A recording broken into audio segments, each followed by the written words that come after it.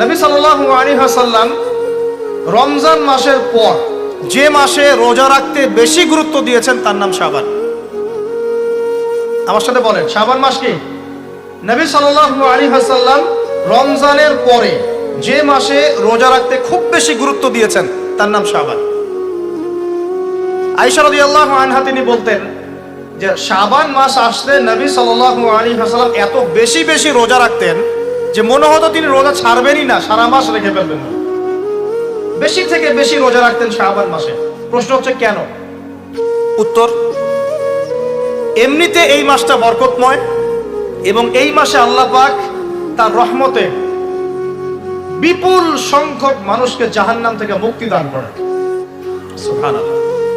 নবী সাল্লাল্লাহু আলাইহি ওয়াসাল্লাম এই মাসকে তাজিম করতেন। এই মাসের সম্মানার্থে, এই মাসে আল্লাহর রহমত বরকতের স্বার্থে নবী করিম সাল্লাল্লাহু আলাইহি ওয়াসাল্লাম এই মাসে বেশি বেশি রোজা রেখেছেন। সুন্নত কি শিখলাম? শাবান মাসে বেশি বেশি রোজা রাখা সুন্নত।